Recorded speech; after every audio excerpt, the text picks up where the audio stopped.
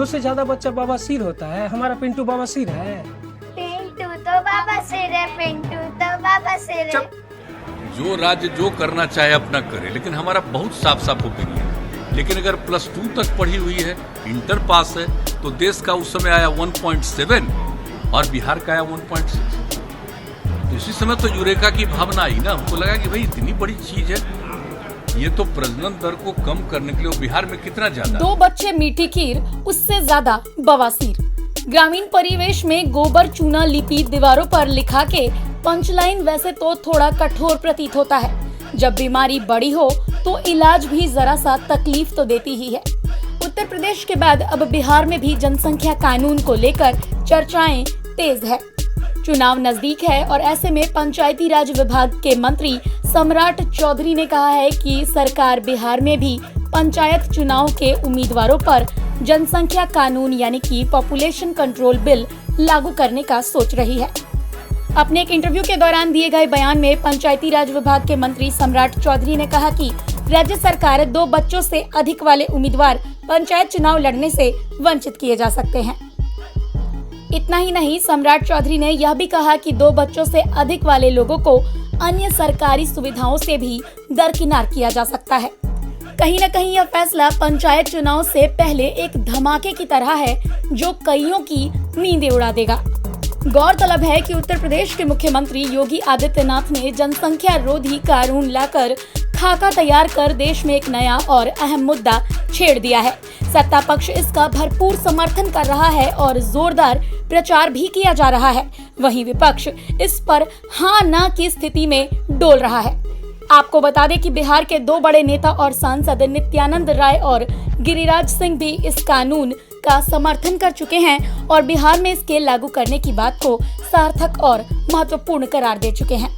ऐसे में देखना यह है कि भाजपा के हाथों की कठपुतली बन चुके नीतीश सरकार पर इसका कितना दबाव बनता है और क्या यह वाकई पंचायत चुनाव से पहले उसे लागू कर पाती है या नहीं।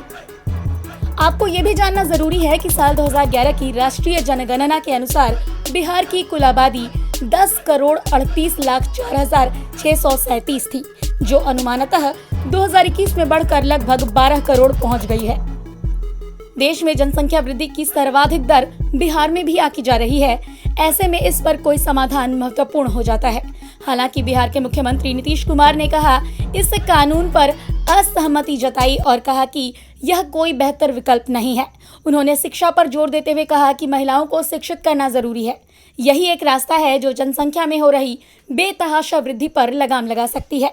खबरों को विस्तार से पढ़ने के लिए प्रकाशवाणी का नोटिफिकेशन ऑन रखें और अपने सुझाव और विचार कमेंट में जरूर बताएं।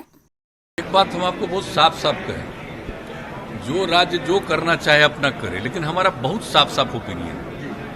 जनसंख्या नियंत्रण के लिए अगर आप सिर्फ कानून बना करके कोई उसका उपाय करेंगे, ये सभी ठीक से संभव नहीं है। आप जरा चाइना का पता कर लीजिए, 1 से 2 किया, अब 2 के बाद भी क्या हो रहा है, तो आप देख लीजिए स्थिति, कहीं भी किसी देश का हालचाल देख लीजिए। ये सबसे बड़ी चीज है कि जब महिलाएं पूरे तौर पर पढ़ी रहेंगी तो इतनी जागृति आती है, इतना कॉन्शसनेस होता है कि अपने आप प्रजनन दर घटेगा।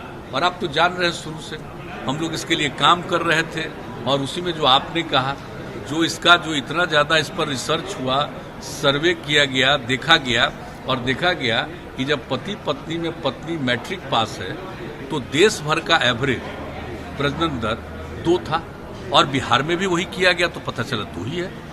लेकिन अगर +2 तक पढ़ी हुई है, इंटर पास है, तो देश का उस समय आया 1.7 और बिहार का आया 1.6।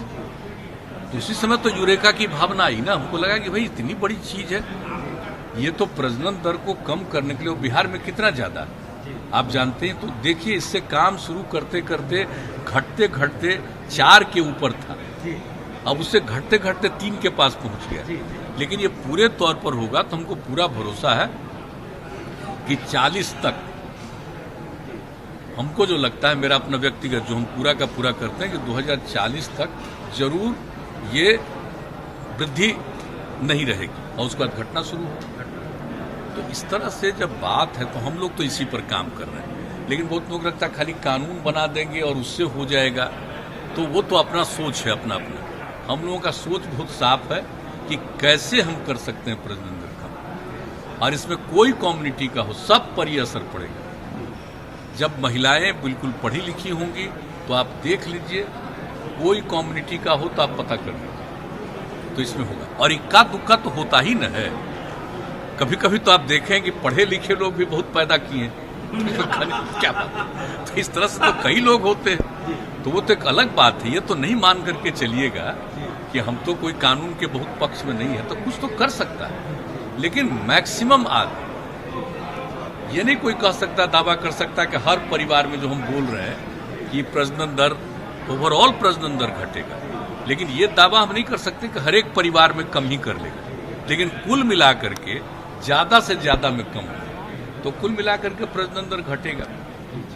तो इसलिए हम लोगों का तो यही राय है। बाकी हमको तो अब अलग अलग राज्य का है, लोगों का अपना अपना सोच है, तो अपने ढंग से करें, लेकिन हमको जो लगता है कि इससे कितना इफेक्टिव हो रहा है, मैंने मैक्सिमम न बिहार का था प्रजनन दर, तो कितना घटा है और कितना तेजी से घट रहा है, ये साधारण बात नहीं, बहुत अच्छी बात।